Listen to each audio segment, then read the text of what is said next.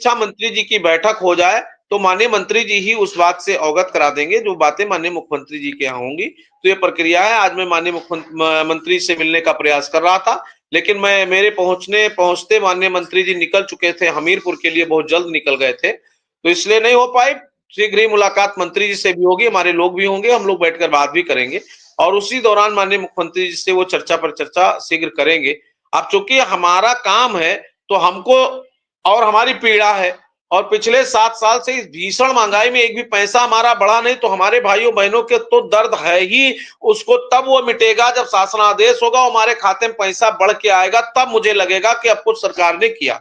वही आपके साथ, वही मेरे साथ और वही पूरे समाज संविदा कर्मचारियों के साथ है। तो उसका तो एक विषय है और तभी हमारा एक एक साथी मानेगा। हम चाहे जितना काम कर लें, जब काम का परिणाम नहीं निकलेगा तब तक उस काम को और उस परिणाम को शून्य माना जाए। जितनी भी प्रगति हमने किया, समन्वय बना लिया, हमारे अधिकारी पॉजिटिव हैं, मंत्री पॉजिटिव हैं, नेता पॉजिटिव है, जनप्रतिनिधि पॉजिटिव है, जनप्रतिनिधि हमारी पैरवी कर रहे हैं, आदरणीय द्रुपद त्रिपाठी जी हों, श्री चंद शर्मा जी हों, वीर बहादुर आदरणीय वीरेंद्र बहादुर जी हों, आदरणीय सुरेंद्र चौधरी जी हों, आदरणीय बाबूलाल त्रिपाठी जी हों, सारे लोगों को धन्यवाद है, आभार है। लेकिन माननीय मुख्यमंत्री जी मिले, इसके लिए बधाई। लेकिन ये परिणाम जब तक नहीं आता है तो ये पैरवी और इस व्यवस्था को हमारे साथी जो पीड़ित हैं, कुंठित हैं, शोषित हैं और अपने इस आर्थिक सुदृढ़ीकरण से वंचित हैं, उनको ये शून्य सा लगता है और मुझे भी लगता है। लेकिन मेरी जिम्मेदारी है, मेरी नैतिक जिम्मेदारी है कि हम अपने लोगों के लिए निरंतर संघर्ष करें, आगे बढ़े, संघर्ष करते रहें और ये संघर्ष तब तक करेंगे जब तक शासनादेश जारी होकर उनके खाते में आर्थिक स्थिति सुदृढ़ नहीं हो जाएगी, उनकी व्यवहारिक कठिनाइयां दूर नहीं हो जाएंगी, तब तक हम निरंतर संघर्ष करते रहेंगे।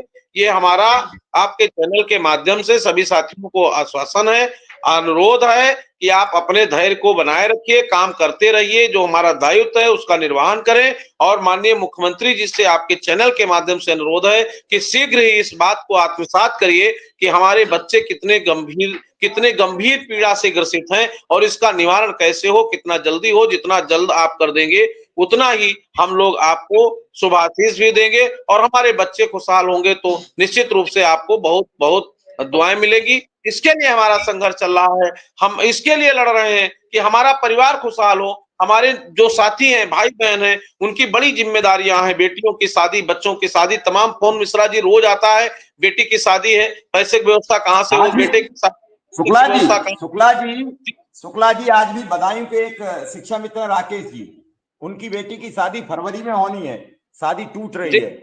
मैंने कहा था आज उनसे कि आप आइए, प्रोग्राम में आपको शामिल करते हैं।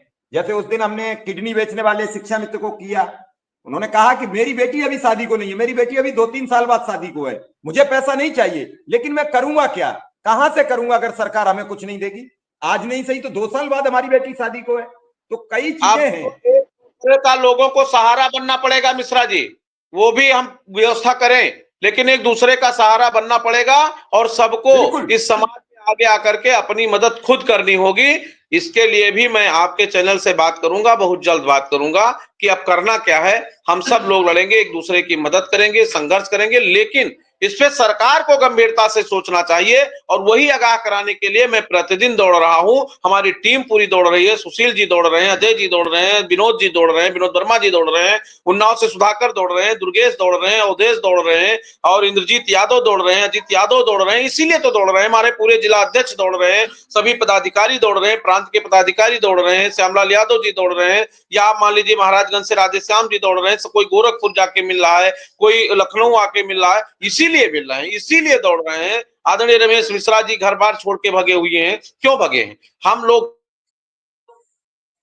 समस्याओं का समाधान शीघ्रता से हो, क्योंकि अब पीड़ा बहुत बढ़ रही है। हम लोगों के उम्र के हिसाब से सब कुछ बहुत कुछ आगे निकल चुका है और मैं आश्वस्त करता हूं कि जल्द ही कुछ न्याय निर्णय निकलेगा और नहीं निकलेगा तो पुनः प्रांतीय बैठक 15 दिसंबर के बाद करूंगा और उसके बाद जिलाध्यक्षों से, शिक्षा मित्रों से राय लूंगा, समय लूंगा, एक टाइम दूंगा और एक टाइम के बाद सरकार के साथ फिर बैठ करके चर्चा पर चर्चा करने के बाद निर्णय नहीं निकलेगा तो फिर अगली रणनीति पर हम लोग विचार करेंगे और बात करेंगे। शुक्ला जी, अभी आपने कहा तो अनुदेशक के ट्रांसफर की चर्चा है, इसका मतलब तैयारी है।